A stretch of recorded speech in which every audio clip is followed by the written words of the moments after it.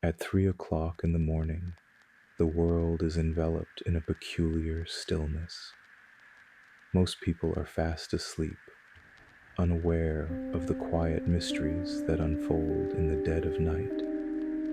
In this hushed witching hour, some have encountered things that are difficult to explain. Their experiences are whispered here in a calm, eerie tone, just the kind of soothing midnight tales to keep you company as you drift off to sleep. Close your eyes if you'd like and listen to these 7 true 3 a.m. stories, shared by those who live them. Each is a gentle reminder that in the deepest hours of the night, we might not be as alone as we think. But fear not, morning is never far away. One young man found himself waking up at exactly 3:33 a.m. night after night, and it always happened in the same unsettling way. He would be pulled from sleep by the sound of someone yelling in his house, a loud, abrupt shout that echoed through the quiet. Each time, he came to consciousness mid-sentence, as though he had been replying to the yell before fully waking. Heart pounding in the darkness, he'd find himself in bed, mouth dry, with a lingering feeling that he had been having a conversation or shouting in his sleep. But he could never remember exactly what he'd been trying to say. In those confused moments, the yell itself faded quickly, leaving him wondering if it had been real or just part of a dream. The clock's glowing digits always read 3:33 a.m. without fail. He started to anticipate it. Some nights he'd go to bed slightly anxious, thinking, will it happen again? And when his eyes would suddenly fly open in the middle of the night, he'd immediately check the time. 3:33 a.m., and usually the last echoes of that phantom shout still ringing in his mind. It sounded like a person in distress, or sometimes angry. He could never make out the words, if there were any, at all. No one else lived with him, and nothing in his home seemed out of place when he'd get up to nervously check each room. The stillness after the commotion was always profound. It was as if the house itself held its breath alongside him. Over time, he considered every logical explanation. Could it be his own mind playing tricks? Some kind of vivid nightmare with a precise internal alarm clock? The repetition was bizarre. Why always at the exact same time? He'd heard of the so-called devil's hour, around 3 a.m., when strange things are said to happen. He wasn't particularly superstitious, but the consistency of the experience gave him chills. Now, whenever he wakes in the middle of the night, he immediately listens for that distant yell. Most nights it's silent, but on the rare occasion he's jolted awake at 3:33 again. He lies there in the dark, with his heart racing, wondering what it is about that moment in time that draws him from sleep, yelling into the void. It's a mystery that remains unsolved, a late-night anomaly that blends the line between dream and reality. Not all late-night disturbances come as loud screams. Some come quietly, on soft steps. One woman recalls a childhood memory of footsteps at 3 a.m. that still gives her goosebumps. When she was in 4th grade, she went through a phase of waking up in the middle of each night, usually between 3 a.m. and 3:30 a.m. She slept with her bedroom door open back then, a little nightlight in the hallway, beckoning a sliver of light into her room. And every night, right around that same time, she would hear the sound of footsteps in her house, heavy, slow footsteps, as if someone were walking methodically through the rooms in the dark. Start with the creak of the wooden steps leading up from the basement. Creak, thud, creak. Each step grew louder as it ascended. Lying frozen in her bed, she listened as the footsteps reached the top of the stairs and then continued into the living room. She could track the movement by sound, from the living room carpet to the dining room, where the floorboards gave a telltale groan, through the archway into the kitchen, a subtle clack across the linoleum, and then down the long hallway toward the bedrooms, closer and closer to her open door. Often, the eerie footsteps would halt right at the threshold of her room, just out of sight. At that point, her heart would be pounding as she hid under the covers, fearing to look toward the door. And just when it felt like someone must be standing there watching her, the footsteps would turn around and retrace their path. Slow, heavy steps back the way they came, eventually descending into the basement once more. This happened night after night. She never saw a thing, but the routine was unmistakable.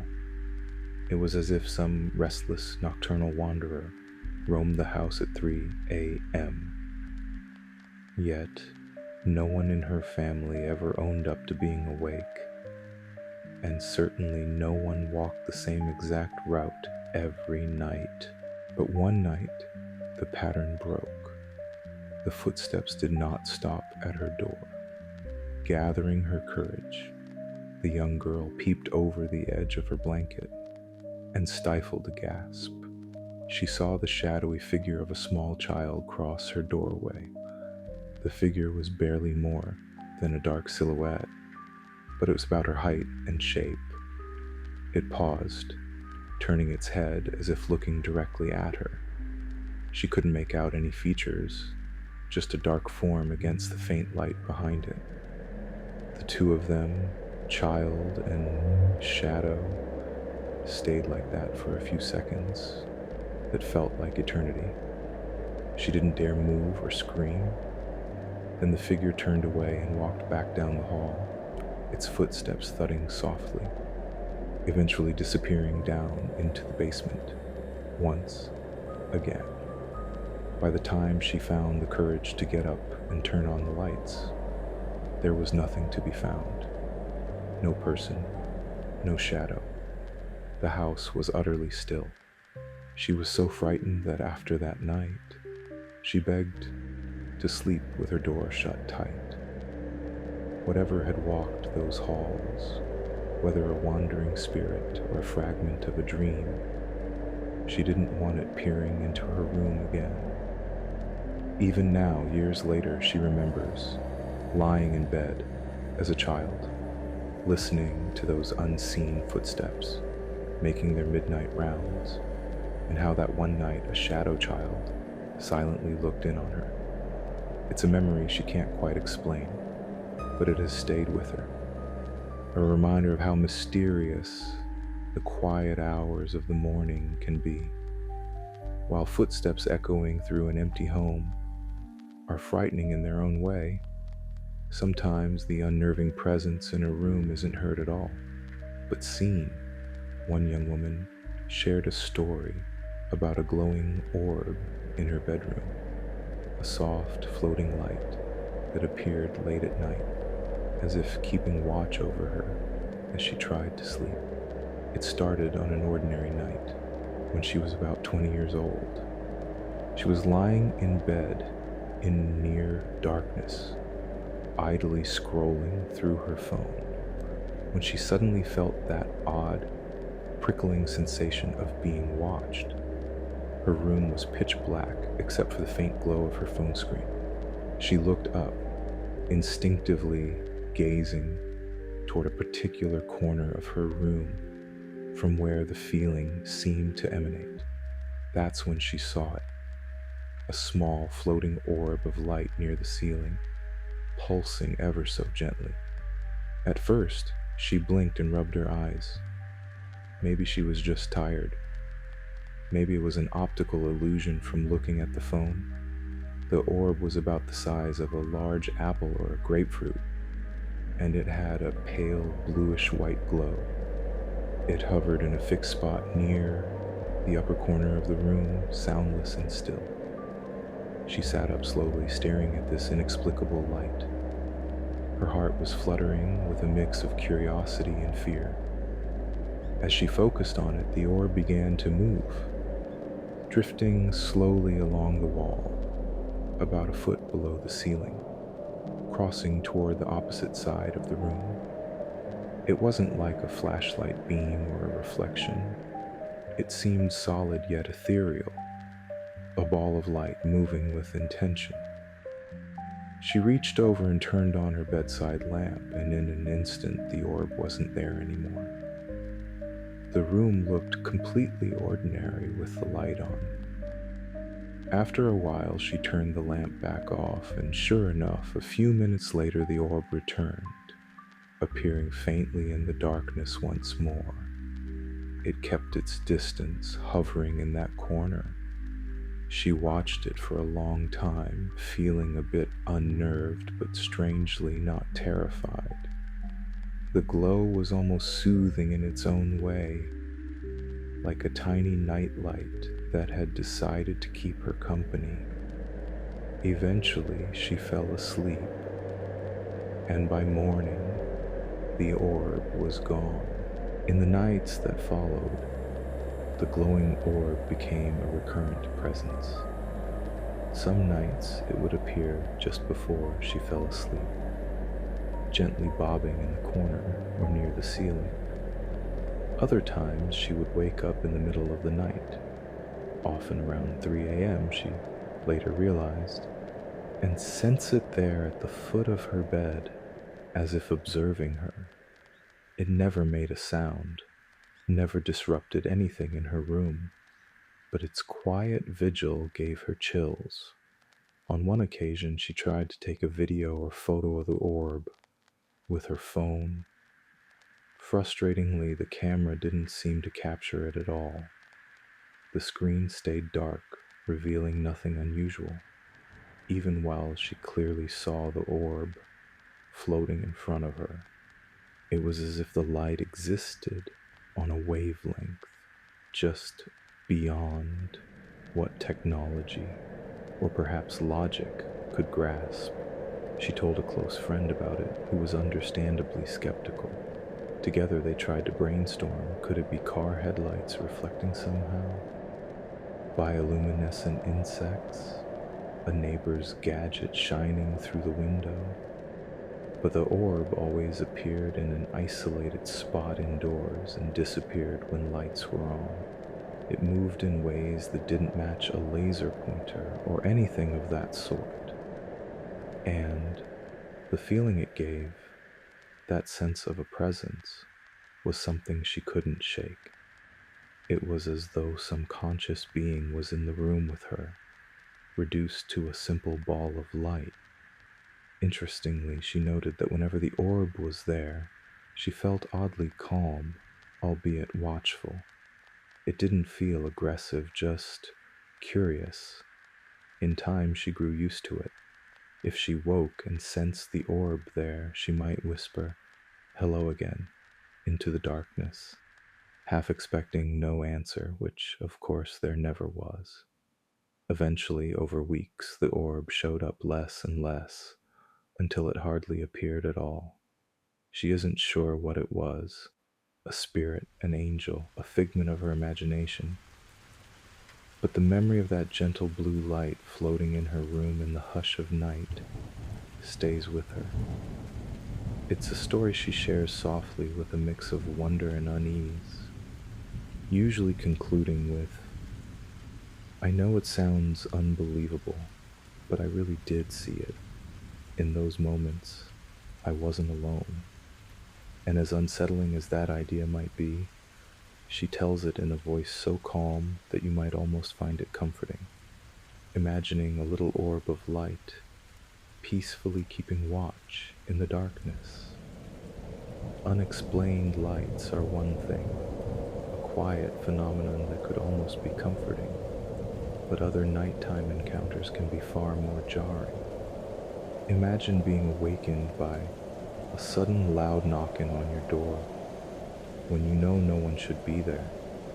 That's exactly what happened to a man one early morning in a story he calls the 3 a.m. knock. He lived alone in a small apartment. One night, deep asleep, he was startled awake by a sharp knock, knock, knock. In the fog of sleep, he first thought it must be part of a dream, but then it came again, harder. Knock, knock, knock. 3 crisp knocks, unmistakably coming from the door of his bedroom. He opened his eyes, adrenaline surging. The room was dark, the only illumination a faint green glow from his digital alarm clock reading 3 a.m.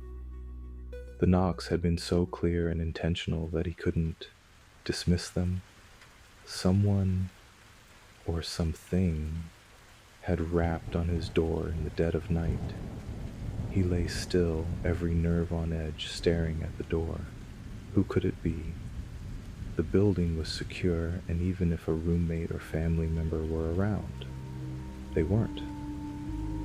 Why would they knock at 3 a.m.? As these thoughts raced, there came a new sound, the gentle rattling of the doorknob, as if someone on the other side was trying to turn it, quietly but insistently. The metal handle jiggled back and forth. That was enough to propel him into action. He sat up and swung his legs out of bed, the floor cold under his feet. Summoning courage he didn't truly feel, he decided to confront whatever was there. The knob was still twitching as he lunged forward and yanked the door open, heart in his throat. Nothing.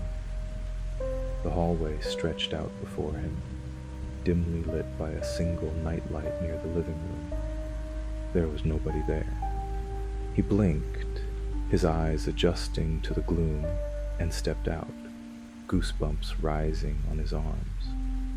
The hallway was empty and silent. He could see the front door of his apartment down the hall. It was closed and bolted from the inside, just as he'd left it. All the windows were shut tight. There was simply no sign that anyone physical had knocked. His heart was pounding so loudly. He wondered if he'd imagined the whole event. But as he stood there, he realized his hands were shaking because he had absolutely heard and felt the knocks, the slight reverberation in the door, the unmistakable feeling of someone on the other side. Those sensations were real. Slowly, he walked through the apartment, checking every room, even the closets and bathroom, feeling a bit foolish, but also needing to be sure he was truly alone. Nothing was amiss. The only sound was the hum of the refrigerator in the kitchen and his own breathing. Finally, he returned to his bedroom. He left the door slightly ajar this time. A part of him didn't want to shut it and be in darkness again, and another part was hoping that if it happened again, he might see or hear something more with it open. He sat on his bed for a long while, back against the headboard, eyes on that doorway in the dark corridor beyond. No further knocks came. Eventually, exhaustion overtook fear, and he dozed off as dawn was creeping in, the door still ajar. In the days after, he tried to find a rational cause. Perhaps pipes in the wall had knocked. Old buildings do sometimes make clanging noises. Or maybe he had a brief episode of exploding head syndrome, a known sleep phenomenon where you hear a loud noise as you wake up, though that usually sounds like an explosion or bang, not a clear series of knocks and a turning doorknob.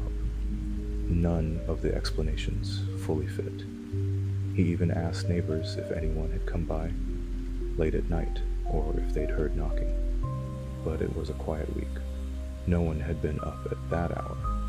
To this day, he isn't sure what to believe.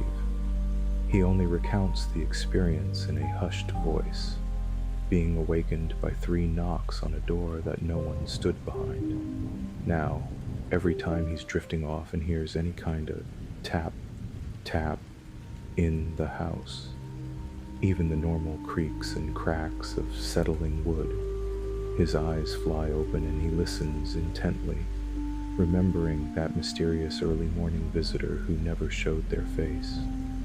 It's left him with an indelible appreciation for how truly quiet 3 a.m. can be, until it isn't. Sometimes it's not a sound that startles us awake, but the return of light where darkness should be. Consider the case of a woman and the candle that relit itself. It was a simple, vanilla-scented pillar candle, something she would burn in the evenings to relax. One summer night, as usual, she lit the candle on her coffee table while reading a book. Around midnight, she decided to head to bed. She blew out the candle carefully, watching the flame flicker and die, leaving only a faint orange glow in the wick that quickly faded to smoke. She even double-checked that the wick was truly out, noticing that it was smoldering and had pooled into the melted wax. Satisfied, she turned off the lights and went to her bedroom. Several hours later, roughly around 3 a.m., she slowly stirred awake. At first, she didn't know why. The house was quiet, and she was still drowsy. But as she blinked in the darkness, she noticed a soft, flickering glow coming from under her bedroom door. It looked like the kind of light a television might cast, or a candle. She felt a small spike of confusion and alarm. Throwing on her robe, she got out of bed and opened the door. To her astonishment, down the hallway in the living room, that same candle was fully aflame, its gentle light dancing on the walls. The room smelled faintly of warm vanilla. She stood there utterly perplexed. She knew she had extinguished it hours ago. There was no one else in the house who could have lit it again. She lived alone. Did she perhaps forget to put it out? No. She clearly remembered snuffing the flame. The wick had been drowned in melted wax. In fact, it was so tiny after burning down that it wouldn't hold a flame easily anymore. Yet here it was, a steady little fire, casting a cozy glow over the living room. As if politely inviting her back, cautiously, she approached the candle. Everything else was normal. No signs of disturbance. No one had broken in. The front door was locked, windows closed. The candle flame flickered peacefully, lighting up her book where she had left it open. It was as though someone had decided the night should not be completely dark and chose to rekindle this one light. She felt a chill, despite the warmth of the flame. With a deep breath, she blew out the candle once more, this time watching very intently. The flame fought her a second, flaring, then went out. Smoke curled upward, and the wick glowed red, then black. She waited, standing over it for a good long while, to be absolutely certain it would not spring back to life. Eventually, satisfied that it was truly off, she went back to bed, though she left the hallway light on, and her sleep for the rest of the night was fitful. In the morning light, the event seemed almost easy to dismiss. Could there be a mundane reason a candle might relight itself? She did a bit of research and found that sometimes, if a wick is still hot and there's a plume of smoke, the ember can reignite the flame, but typically that happens within seconds or a minute of blowing it out. not 3 hours later, and she had watched the wick go dark before leaving it. The more she thought about it, the stranger it seemed. It wasn't a trick candle. Those novelty candles that reignite usually do so within moments and with visible sparking. This was just a normal candle that had sat unlit on her table for hours before somehow coming back to life. Friends, she told, were skeptical, suggesting perhaps she hadn't really put it out, or maybe some draft caused a nearly dead ember to glow and catch a bit of unmelted wax. She acknowledges it's possible, but her gut tells her otherwise. In her retelling, she often emphasizes how completely out the candle looked when she went to bed, and how eerie it was to see that tiny flame dancing alone in the dead of night. Now, whenever she snuffs out a candle, she always waits a bit and sometimes even doubles back to check it later, just in case. The incident of the self-lighting candle remains one of those quirky, unexplained moments, not overly frightening, but undeniably odd.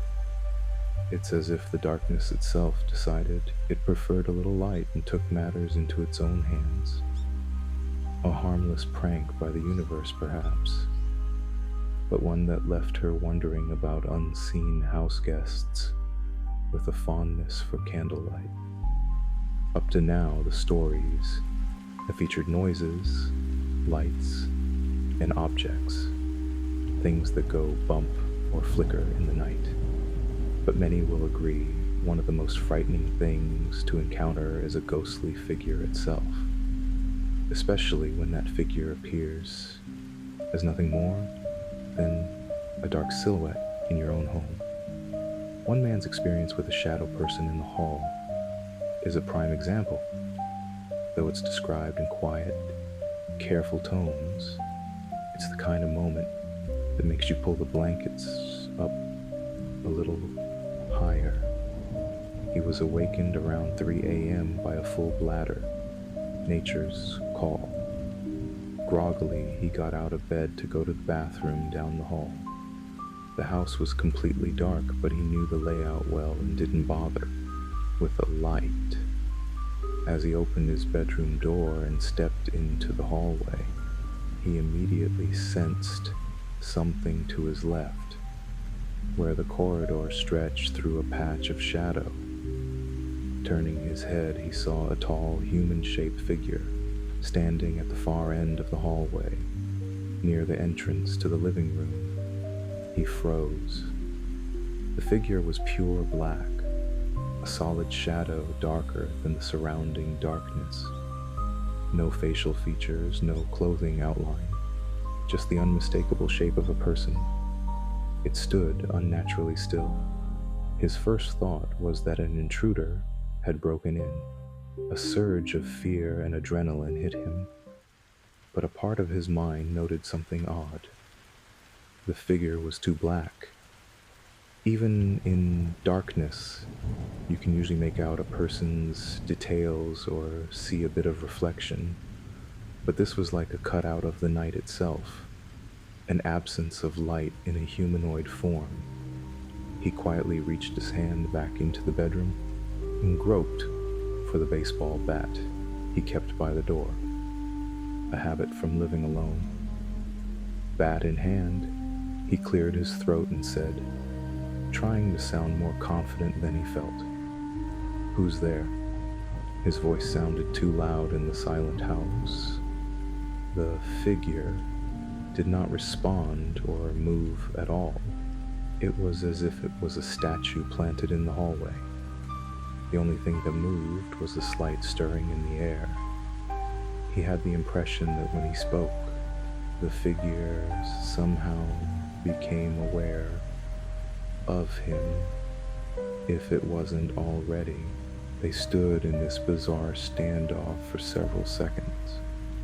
He gripping a bat, heart thudding, and that shadowy silhouette facing him, motionless. The tension was almost worse than if it had charged at him. It was just there, an unknown presence in his home. Summoning courage, he inched his way toward the wall where he knew a light switch was. This meant getting a few steps closer to the figure, which made his skin crawl, but he kept his eyes locked on it, ready for the slightest hint of movement. He reached the switch and flicked on the hallway light. For a split second, the light blinded him. He flinched, and in that split second, the shadow figure vanished. He opened his eyes and saw an empty hallway, illuminated and perfectly normal. He let out a breath he didn't realize he'd been holding. The corridor was absolutely clear. There was no sign anyone had ever been there. He quickly checked the front door, still latched. Checked closets and corners. Nothing. The only thing out of place was him, barefoot in the hall with a bat and a pounding heart at 3 in the morning. What deeply unsettled him was how the figure didn't fade or retreat. It was just gone in an instant. One moment it was there, the next. As soon as he looked away to hit the switch, nothing. If it had been an intruder, they couldn't have gotten away without him hearing footfalls or the door. If it was a trick of the eyes in the dark, it was the most solid, distinct trick he'd ever seen. He'd heard of shadow people from folklore and ghost stories, entities that appear as dark human shapes, but he never imagined he would encounter something like that himself. After that night, he slept with a lamp on in the hallway for weeks. He also took to announcing himself softly when walking around the house at night, as if to warn any lurking shadows to stay away. With time, the acute fear subsided, but he never forgot the sight of that tall, opaque silhouette standing silently in his home. He describes it as one of the most profoundly unnerving moments of his life, not because it chased or harmed him, it did nothing at all, but precisely because it was there when it shouldn't have been, and he has no explanation for it. In sharing the story, he maintains a calm tone, often adding a touch of humor to diffuse his own lingering unease. "I never thought I'd have a roommate made of 100% darkness," he once joked. But when pressed on details, his voice gets a bit quieter, and you can tell the memory still sends a subtle chill through him. He'll often end by saying, "I don't know what I saw. I just hope I never see it again." It's a gentle reminder that sometimes the scariest encounters are the ones that simply defy understanding, leaving us to question what might be watching from the shadows when we think we're alone. Our final story isn't about a ghostly figure, a sound, or a light, but about time itself behaving strangely. If you've ever lost track of time, this tale might resonate, except in this case, a couple is certain that time lost track of them. They call it the night when time skipped at 3 a.m. A young couple was driving home together after a small get-together with friends. It was a clear night and quite late. By the time they set out, it was a few minutes before 3 a.m. Their drive home was usually straightforward, about a 30-minute trip along a 2-lane highway flanked by quiet woods and occasional farm fields. There were no streetlights on part of this route, just the car's headlights tunneling through darkness. They were calm and awake, chatting about the fun evening they'd had. The woman in the passenger seat reclined slightly, gazing at the silhouettes of trees rushing by under the moonlight. The driver stifled a yawn, eager to get back and crawl into bed. He noted the time as they left town, 2:58 a.m., the green digits glowing on the dashboard. "We should be home by 3:30 or so," he murmured. His girlfriend nodded, closing her eyes for a moment. The road was empty, not another car in sight. A low fog was starting to form in patches, the way it often does in the early morning hours. They drove through a particularly misty stretch, where the headlights caught swirling vapor, making the world feel a bit dreamlike. The conversation lulled, and a comfortable silence fell as they both stared ahead. The radio was off, so the only sounds were the engine's hum and the tires on the pavement. After what felt like maybe 15 minutes, the woman, who had been resting her eyes, sat up and glanced at the clock. She expected it to read around 3:15. Instead, it flashed 3:45 a.m. She blinked in confusion and turned to look out at the road, trying to see if they were nearing home. Strangely, they were still on the desolate stretch of highway that they usually passed much earlier in the drive. "That's odd," she said. The driver noticed her tone and asked what was wrong. She pointed at the clock. "It says 3:45. Did we take a detour or something?" He frowned. 3:45.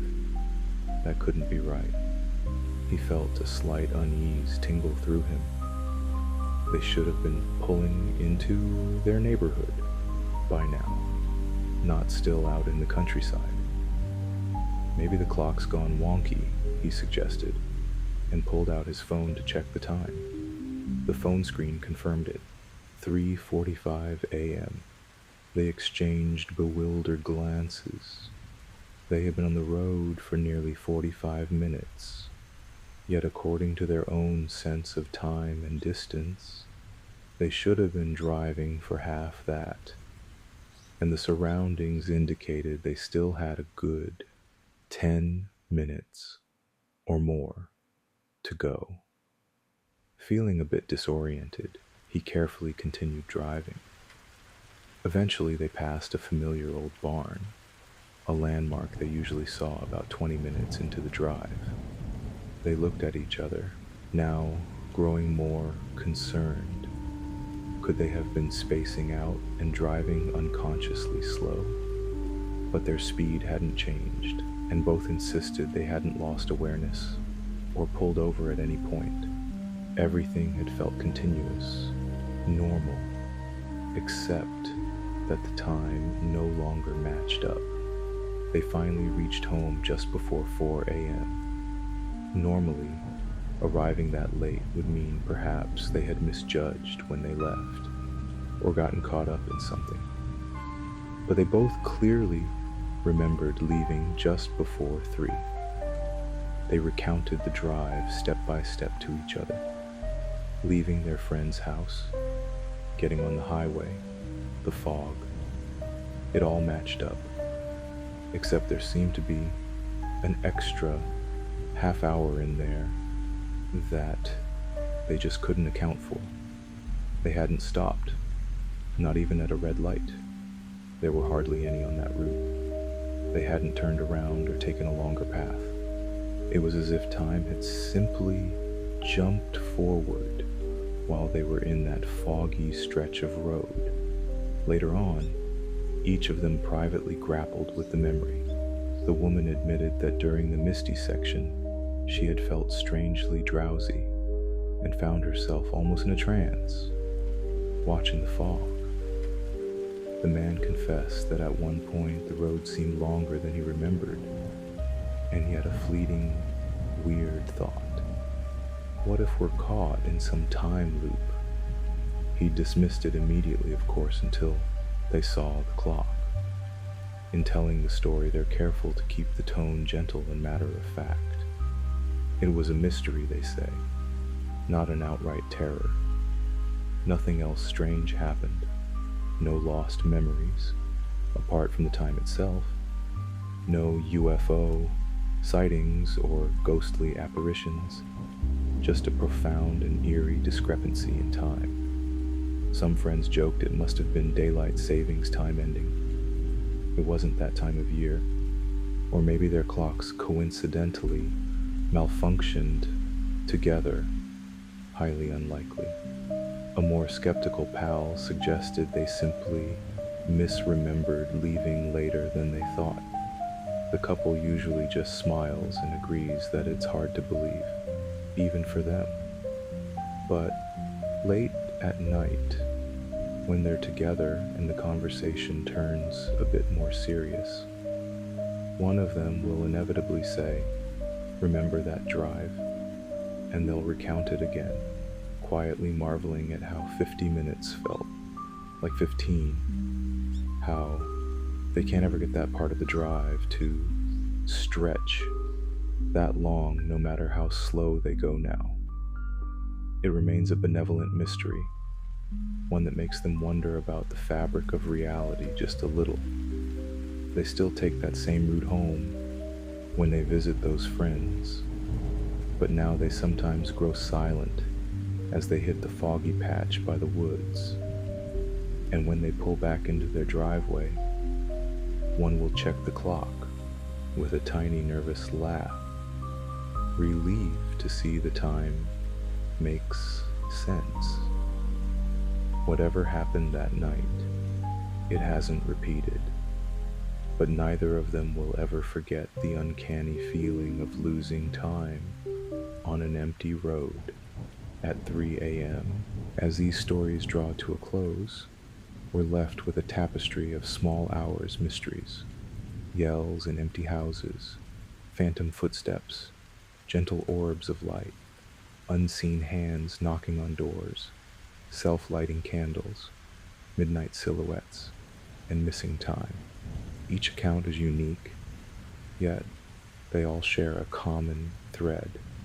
They happened when the world was at its quietest, in that liminal space between late night and early morning, when most people are asleep and defenses are down.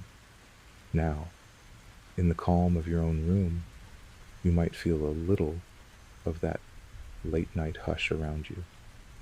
Perhaps the stories sent a mild shiver down your spine, or perhaps you found them oddly comforting, knowing that others out there have felt the strange energy of 3 a.m. and lived to tell the tale.